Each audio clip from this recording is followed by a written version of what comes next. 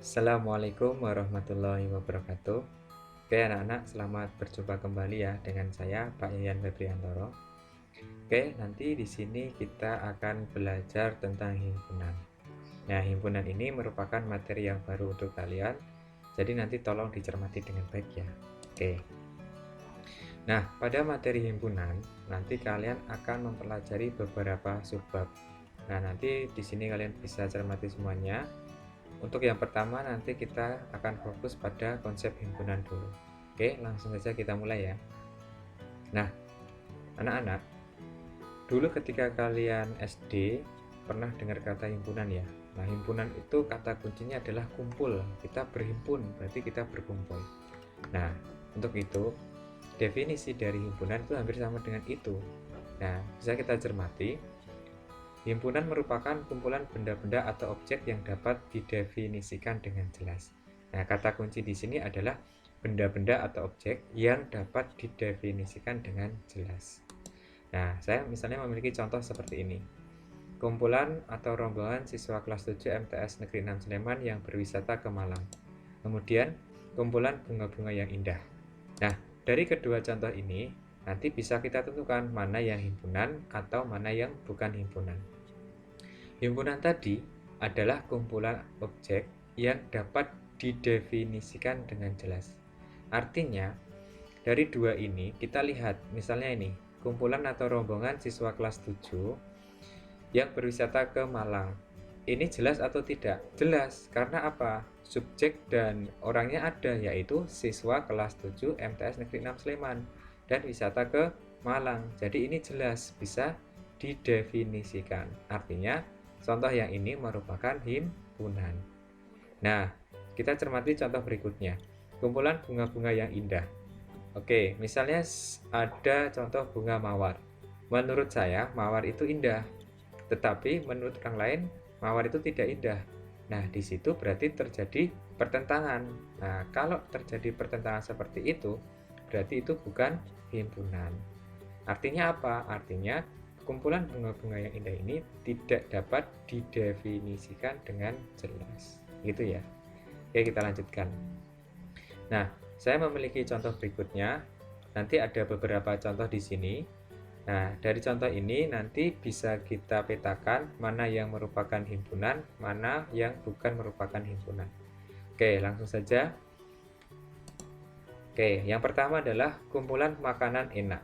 Misalnya nih, bakso. Bakso menurut saya enak, tetapi menurut orang lain tidak enak. Nah, berarti ini bakso himpunan atau bukan?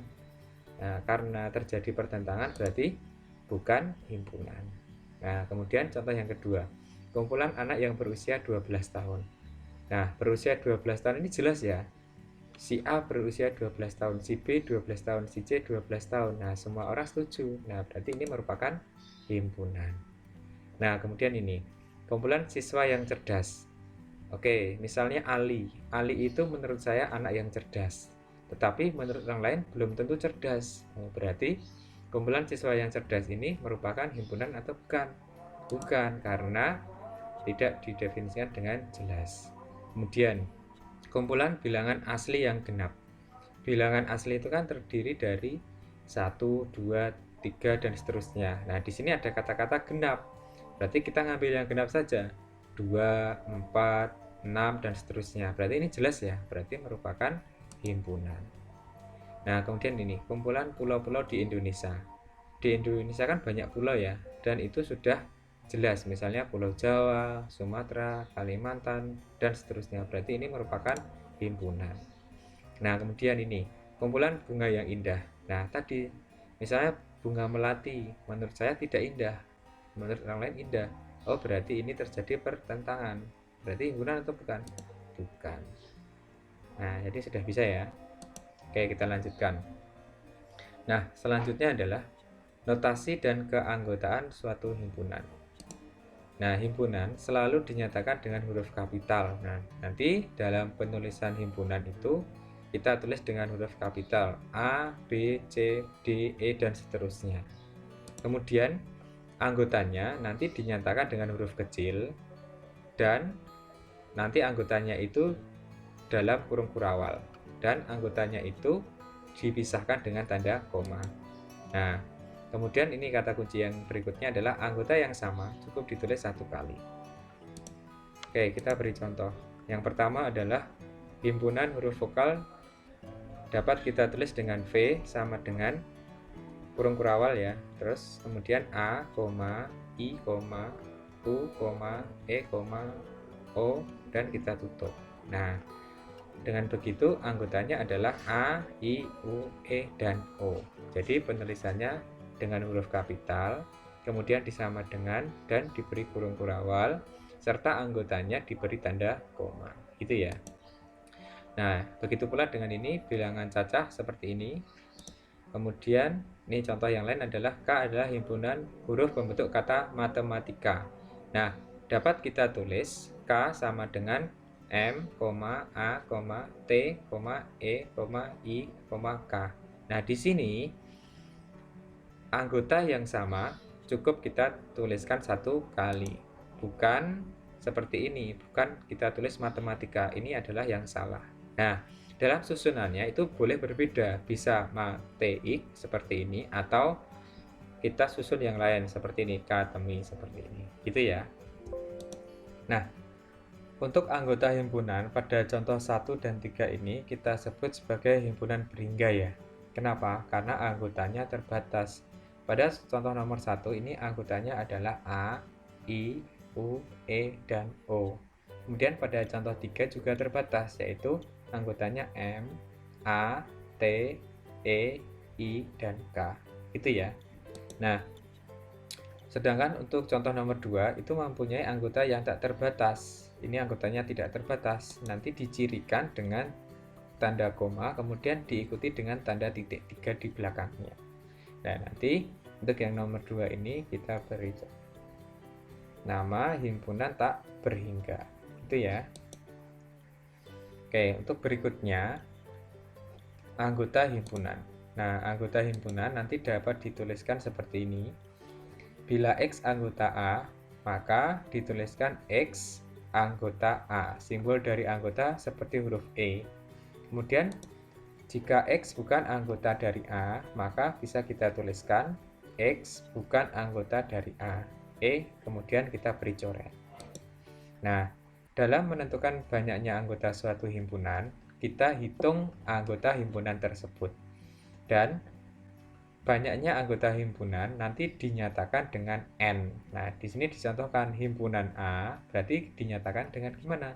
Yaitu N, kemudian buka kurung A, ini menyatakan himpunannya, kemudian ditutup kurung. Nah, ini contohnya. Saya memiliki himpunan P sama dengan A, B, C.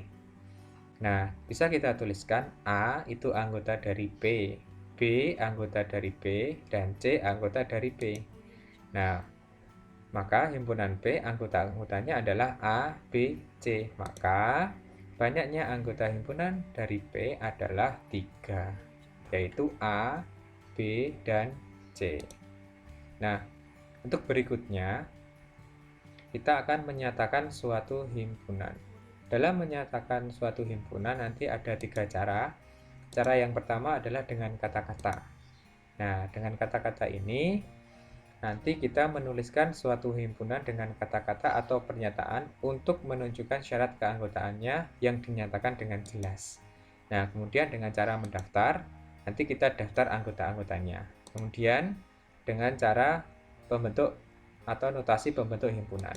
Nah, notasi ini nanti anggotanya dilambangkan dengan variabel, kemudian diikuti dengan pernyataan matematika yang menunjukkan syarat keanggotaannya. Nah, nanti kita akan beri contoh untuk mempermudah ya. Oke.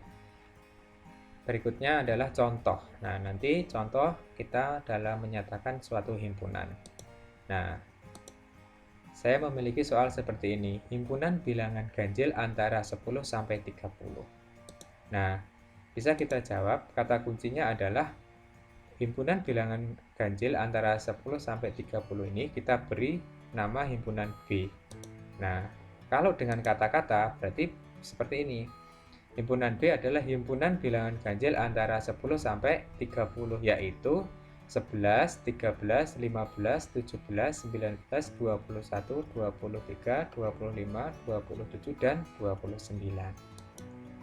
Nah, kalau dengan kita mendaftar anggotanya adalah himpunan B sama dengan kurung kurawal, buka, kemudian 11 sampai 29. Jangan lupa ditutup. Kemudian, kalau dengan cara notasi pembentuk himpunan, bisa kita tuliskan seperti ini. Himpunan B sama dengan kurung kurawal buka. Nah, di sini bisa kita baca X, tanda ini kita baca sedemikian sehingga boleh, atau X di mana juga boleh. Nah, misalnya gini, bisa kita baca B sama dengan X sedemikian sehingga X lebih dari 10, X kurang dari 30, dan X anggota bilangan ganjil. Nah, maka banyaknya anggota dari B sama dengan 10. Begitu ya. Oke, berikutnya kita akan melakukan latihan. Nah, nanti latihan ini tolong dikerjakan dengan baik. Nanti kemudian kita bahas bersama-sama. Oke, untuk pembelajaran kali ini sampai di sini dulu.